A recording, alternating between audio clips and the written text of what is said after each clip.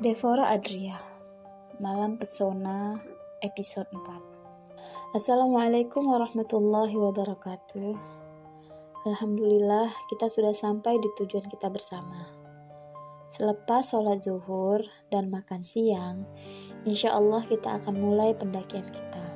Diprediksikan waktu pendakian akan memakan waktu sekitar 4-6 jam. Saya berharap tidak ada yang makan terlalu kenyang atau membawa barang-barang yang tidak dibutuhkan ketika mendaki. Tenda dan sebagainya akan dibawa oleh teman-teman cowok. Akan bermalam di atas insya Allah. Buat teman-teman cewek, bawa perlengkapan kalian seperlunya saja ya. Arya memberikan arahan kepada seluruh peserta.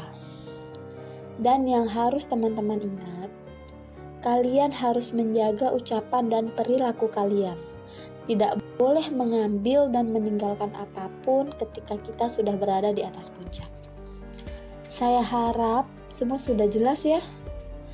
Nanti ada kakak-kakak dari Mapala akan standby di sekitar teman-teman untuk kemudian bisa dimintai bantuan atau menolong ketika terjadi sesuatu. Setelah arahan dan himbauan dari Arya, semua pendaki mulai mendaki. Dita mengambil kesempatan untuk tetap di dekat Devora. Alih-alih jadi pembimbing para pendaki, Dita malah terbang melayang, menghayal adegan bak FTV. Entah itu doa buruk atau apa namanya. Dita berharap Devora dehidrasi, kelelahan, kemudian pingsan. Dia datang sebagai pahlawan, memopong tubuh Devora, mengobatinya, bisa memegang tangannya dan menatap lekat bola mata indah milik Devora. Gila gue lama-lama, celutuk Dita dengan terus memandangi punggung Devora. Gadis yang disangka lemah, diharapkan pingsan oleh Dita malah tangguh di luar ekspektasi Dita. Boro-boro pingsan, Devora sedikit pun tidak membutuhkan bantuan Dita hingga sampai di puncak Gunung Karang. Manggil gue ke Dev, minta bantuan gue, minta dipegangin kek, apa kek. Gue nunggu nih Dev, sampai udah nyampe puncak, ngeliat gue aja kagak lu Dev. Dita berbicara sendiri dengan bayangan Devora. Di puncak, matahari sudah mulai terbenam. Sebagian pendaki mulai memasang tenda-tenda, sebagian membuat api unggun, sebagian lagi memasak makan malam. Devora dapat bagian memasak. Menu yang mereka masak adalah menu yang bahan dan cara memasaknya mudah dan praktis. Tempe, tahu, ikan asin, kentang, nugget, serta sosis goreng.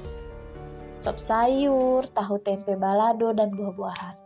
Tidak ketinggalan nasi putih hangat. Tidak lama setelah tenda-tenda selesai dipasang, masakan pun siap untuk disajikan dan disantap bersama. Ada sekitar 25 pendaki pada acara mabit kali ini. 15 pendaki dari Maba, 5 senior LDK, dan 5 dari Mapala. Agenda sebelum makan malam adalah sholat berjamaah. Jamaah malam itu diimami oleh Agam. Suaranya merdu dan bacaan sholatnya fasih. Di rakaat pertama dan kedua, Agam membacakan surah Ar-Rahman yang dia bagi menjadi 2 bagian. Surat Ar-Rahman merupakan salah satu surat yang berisikan nikmat dan kasih sayang yang tidak terhingga dari Allah Subhanahu wa Ta'ala. Ayat-ayat di dalamnya menjelaskan tentang besarnya nikmat yang telah diberikannya.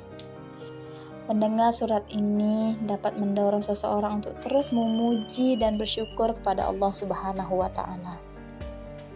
Di atas puncak gunung, ditambah hanya kemerduan suara Agam yang terdengar, membuat kekhusyukan sholat terasa lebih nikmat.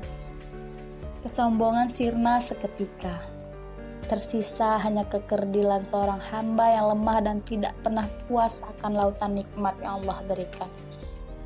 Suara lirih istighfar Agam di awal setelah salamnya. Semua larut dalam kesyahduan malam itu. Seusai sholat, para pendaki makan malam.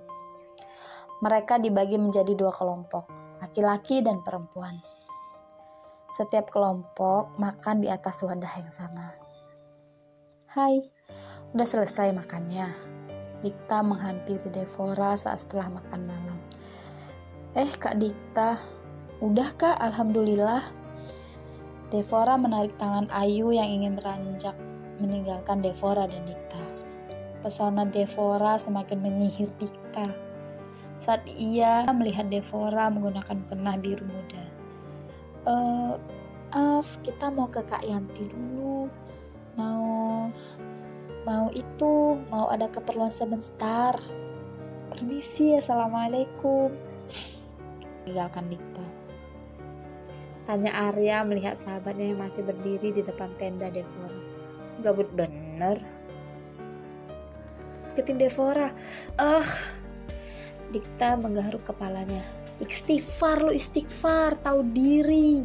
Kagak ada cocok-cocoknya lu sama dia. Dia ukti lu, peniti. Gak ada harganya tau gak? Sialan lu. Dikta beranjak pergi meninggalkan Arya yang masih tertawa puas. Malah muhasabah diri diawali dengan membaca Al-Quran bersama, berzikir, dan muhasabah diri yang dipimpin Agam. Para pendaki duduk mengelilingi api unggun, duduk bersila penuh kekhusyukan. Agam memulai muhasabahnya dengan memanjatkan puji-pujian kepada Allah Subhanahu wa Ta'ala dan sholawat kepada Nabi Muhammad SAW. Dengan muhasabah dari Agam, sesekali terdengar lirih isak tangis dari para peserta, tapi tidak dengan Dikta. Dia hanya sibuk memandangi Devora. Devora lihat tertunduk dalam. Dia tidur. Dikta mengernyitkan dahinya, kemudian tersenyum lebar. Ya Allah, ini orang lucu banget sih. Dikta menggigit bibir bawahnya karena gemas dengan tingkah Devora. Kamu ketiduran aja masih cantik, Dev. Hei cantik. Kalaulah di dunia ini tidak ada yang sempurna, lantas dari mana kamu datang, Dev? Dikta berbicara di dalam hatinya dengan tanpa melepaskan pandangannya kepada Devora. Bersambung.